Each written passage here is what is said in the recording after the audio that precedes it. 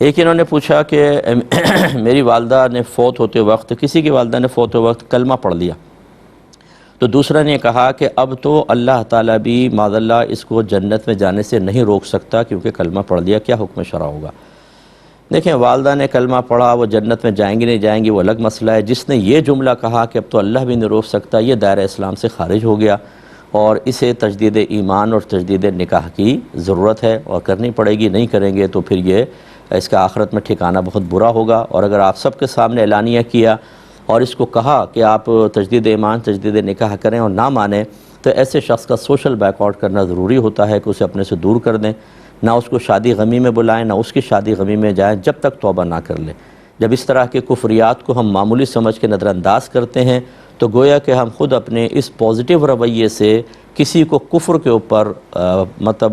استقامت دلوا دیتے ہیں، اسے مضبوط کر دیتے ہیں، اللہ اس کے رسول کی اہمیت خود ان کے قلوب سے نکال دیتے ہیں، تو ہم بھی برابر کے جرم میں شریک کہلائیں گے۔ تو لہٰذا یاد رکھیے، جس نے آخر میں کلمہ پڑھ لیا، یہ تو نبی کریم نے فرمایا کہ جس نے پہلا جس کا کلام لا الہ الا اللہ اور آخری کلام لا الہ الا اللہ ہو وہ جنت میں جائے گا۔ تو ان کی والدہ نے کیا پہلا کلام لا الہ الا اللہ پڑھا تھا، یا یہ بس انہوں نے اپنے پاس سے ایک نکال لیا کہ آخری ٹائم میں کلمہ پڑھا تو ضرور جنت میں جائیں گے؟ دوسری بات یہ ہے کہ یہ بھی کوئی کنفرم نہیں ہوتا کہ آدمی پہلے اور بعد میں اگر کلمہ پڑھے گا تو ضرور جنت میں چلا جائے گا۔ اگر اس نے بیچ میں کوئی معاذ اللہ ثم معاذ اللہ کوئی ایسے قصور کیے ہیں جو حقوق و لباس سے تعلق رکھتے ہیں اور اللہ تعالیٰ چاہے تو اس پہ غرف فرمانا چاہے تو بالکل کر سکتا ہے، یہ کوئی اللہ تعالیٰ مجبور محض نہیں ہو گیا۔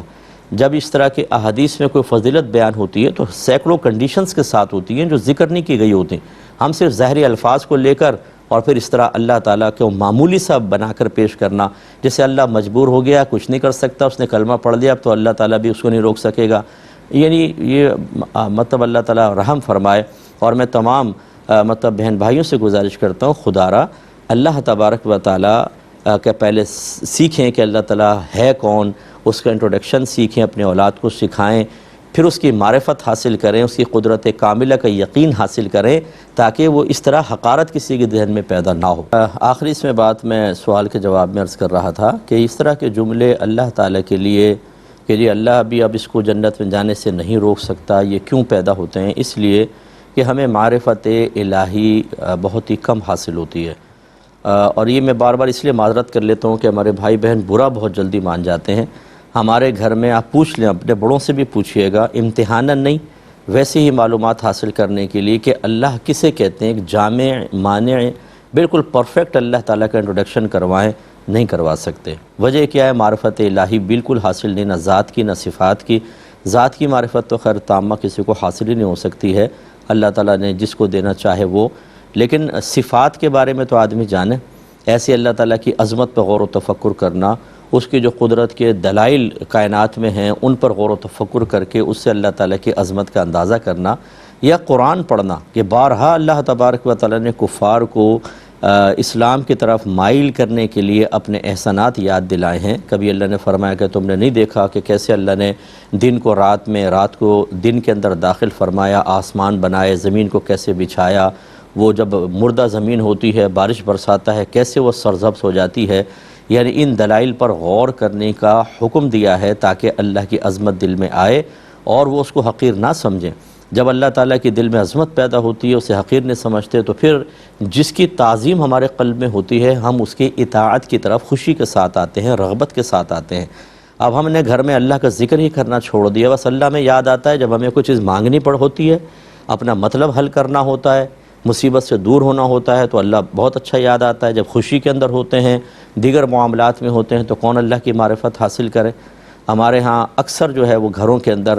باقاعدہ گفتگو جیسے اللہ کی توحید کا بیان ہو، اللہ تبارک و تعالیٰ کی عظمت کا بیان ہو، اس کے کبھی درس دیکھیں آپ نے گھر میں یا رکھیں آپ نے گھر کے اندر؟ عشق الہی پر گفتگو ہو، محبت الہی پر گفتگو ہو، یہ اجنبی ہیں یہ چیزیں، یعنی یہ موضوعات ہمارے گھروں میں اکثر اجنبی ہیں۔ اسی وجہ سے پھر حقارت الہی پیدا ہوتی ہے قلب کے اندر، چھوٹی چھوٹی باتوں کو اللہ ایسا نہیں کر سکتا، ویسے نہیں کر سکتا۔ پوری کائنات کا نظام وہ چلا رہا ہے، اس بے نقص نظام کو اس نے بنایا، کسی مخلوق سے ایک لمحہ بھی وہ غافل نہیں، وہ چاہے تو جو چاہے وہ کر سکتا ہے، ان اللہ علی کل شیء قدیر، لیکن یہ بیچارے اللہ کو وہی مجبور محض سمجھے ہوئے ہیں۔ اس لیے ناراض مت ہوئیے گا، بالکل کوشش کریں کہ اللہ تعالیٰ کی اچھی معرفت حاصل کریں۔ اس کے لیے اگر تھوڑا بہت آپ حاصل کرنا چاہیں تو یوٹیوب پر میری تفسیر قرآن ہے، تدبر قرآن، جو میں نے کیو ٹی وی میں 3 سال میں ریکارڈ کی تھی، آپ اس کو دیکھیں، فرسٹ ایپیسوڈ سے دیکھنا شروع کریں انشاءاللہ۔ جب جہاں اللہ کی عظمت کی، توحید کی بات آئے گی تو وہاں میں نے کافی کلام کیا ہے،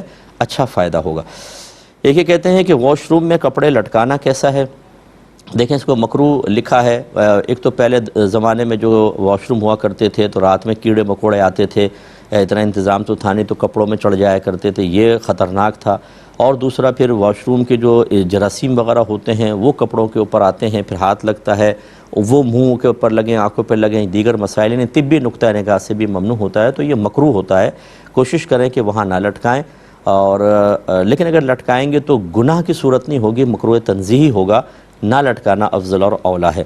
یہ بھائی نے فرمایا کہ میں نے کسی کو ایک بھینس چرانے کے لیے دی ہے، اور ارادہ یہ ہے کہ جب وہ بڑی ہو جائے گی یا اچھی ہو جائے گی تو پھر میں اس سے واپس لے لوں گا اور اس کو بیچوں گا۔ بیچنے کے بعد جتنا پروفٹ ہوگا، اصل قیمت اپنے پاس رکھوں گا، اور اس کا پروفٹ جو ہے وہ آدھا اس کو دے دوں گا، آدھا میں رکھوں گا۔ کیا ایسا کرنا درست ہے؟ جی بالکل درست نہیں ہے۔ وجہ اس کی یہ ہے کہ آپ نے اس کو اس گائے کی دیکھ بھال پر مقرر کیا ہے، اس کو اجارہ کہتے ہیں، یعنی کسی کی سروس لینا اور اس کی سروس کا بدلہ دینا، اس کو شرعی اصطلاح میں اجارہ کہتے ہیں، گویا کہ آپ کا امپلائی ہے، اور اس میں سیلری فکس کرنا لازم ہوتا ہے رقم کے اندر، کہ میں آپ کو ہر مہینے کا مثلا 1000 دوں گا، 2000 دوں گا، اس طرح آپ طے کر سکتے ہیں۔ اگر آپ سیلری مجہول رکھیں، جیسے یہ کہ جب بکے گی تو پروفٹ ہوگا، آدھا آپ کا آدھا میرا، کتنا ہوگا، کیا واقعی پروفٹ ہوگا بھی کہ نہیں ہوگا، اگر گائے مر گئی تو یہ اس طرح کی جو مجہول سیلری ہے تو یہ بالکل غلط۔ اور جب اس طرح کچھ کر لیتے ہیں تو اب آپ کو چاہیے یہ کہ جو وہاں پر عمومی طور پہ چرواہے بھینس کو چرانے کا پر منتھ لیتے ہیں، اس کا کیلکولیشن کر کے وہ اجرت مثل آپ کو اس کو دینی ہوگی، اور اب ایک ری ایگریمنٹ کریں۔ یہ تو بالکل فاسد تھا کہ آپ اس کو کریں 1 سال 2 سال 3 سال جتنا رکھیں گے، جب میں لوں گا تو اس پوری خدمت کا اتنا پیسہ دوں گا، فکس رقم طے کر لیں۔ اب چاہے پر منتھ دیں، چاہے وہ گائے بکنے کے بھینس بکنے کے بعد وہ فکس رقم آپ ان کو دیں، لیکن یہ جو آپ نے طریقہ کار کیا ہے یہ بالکل خلاف شرع ہے۔ بہن نے فرمایا کہ میری جاب تھی، غالباً یہ اور مزید اسٹڈی کرنا چاہتی ہیں، تو یہ کمپنی نے یا کوئی بھی ادارہ ہے اس نے ان کے ساتھ تعاون کیا کہ آپ ہاف سیلری لیتی رہیں اور اپنی جاب کریں، وہ اسٹڈی کمپلیٹ کریں، اور لیکن یہ کہتی ہیں کہ یہ ہاف سیلری لینا کیسا، اور ابھی تک جو ہے وہ پوری سیلری مجھے دی جا رہی ہے، تو کیا حکم شرع ہوگا؟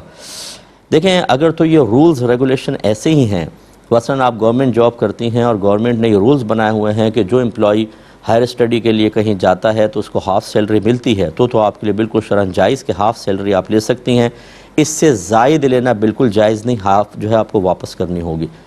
اور اگر ایسا کوئی نہیں ہے بلکہ آپ نے سفارش لگا کر یا کوئی جیسے ڈائریکٹر وغیرہ ہوتے ہیں اپنے ثوابدید پر امپلائی کو اجازت دے دیتے ہیں، تو آپ کے لیے تو وہ ہاف لینا بھی بالکل جائز نہیں ہے، کیونکہ آپ گورنمنٹ جاب کرتی ہیں اور گورنمنٹ کا یہ رول ہی نہیں ہے کہ آپ کو ہاف سیلری ملے۔ وہ یقیناً پھر آپ کو یہ شو کر رہے ہوں گے کہ آپ آن ڈیوٹی ہیں اور آپ سیلری لے رہی ہیں، یعنی کام بھی کر رہی ہیں، اور یہ بھی جیسے ہمارے گھوسٹ اسکولز ہیں آج کل بہت زیادہ، اس میں ٹیچر بھی ہے، ہیڈ ماسٹر بھی ہے، سب کو تنخواہیں مل رہی ہیں، اور جا کر دیکھیں تو ہے ہی نہیں اسکول۔ اللہ تعالیٰ رحم فرمائے، ایسے ہی تو نہیں پاکستان تنزلی کی طرف جا رہا کہ ہر ایک اس کو کاٹنے پہ لگا ہوا ہے اور چاہتا ہے کہ اپنا اپنا حصہ لے کے بوٹیاں نوچ کے کھا جائیں اپنے ملک کا بیڑا غرق ہو جائے، کوئی بات نہیں۔ تو یہ اسی طریقے سے ہر شخص اپنے اپنے بھلے دیکھنے کی وجہ سے اپنے ملک کو تباہ کر رہا ہے، اور اگر یہ گورنمنٹ نہیں ہے، پرائیویٹ کوئی ادارہ ہے، تو پھر وہی بات ہے کہ اگر وہی اسی تفصیل کے ساتھ ہے کہ اگر آنر ہے، خود اس ادارے کا مالک ہے، اس نے آپ کو رعایت دی ہے تو ٹھیک ہے، اس کی وہ مالک ہے، چاہے تو وہ اپنے امپلائی کو کوئی بھی رعایت دے۔ اور اگر ایسا نہیں ہے، بیچ میں کچھ افراد مالک کو بتائے بغیر آپ کے ساتھ یہ معاملات کر رہے ہیں، تو جب تک آپ ڈیوٹی پہ حاضر نہیں ہوں گی آپ کے لیے سیلری لینا جائز نہیں ہوگا۔ یا رول پھر ایسا ہو کہ ٹھیک ہے جو ہائر اسٹڈی کے لیے جائے گا تو یہ پرائیویٹ ادارہ بھی اس کو ہاف سیلری دیتا ہے، تو یا تو آنر کی اجازت ہو یا رولز ایسے ہوں پھر تو ٹھیک ہے، لیکن اگر آپ بغیر اجازت کے ایسے کر کے پوری سیلری لے رہی ہیں، ہاف سیلری لے رہی ہیں، یا بیچ میں کچھ لوگوں نے آپ کے ساتھ تعاون کیا ہے جبکہ ادارے کی طرف سے اجازت نہیں ہے، تو وہ بھی گناہگار، آپ بھی گناہگار، اور اب سیلری آپ کے لیے جائز نہیں، آپ کو واپس ہی کرنی ہوگی۔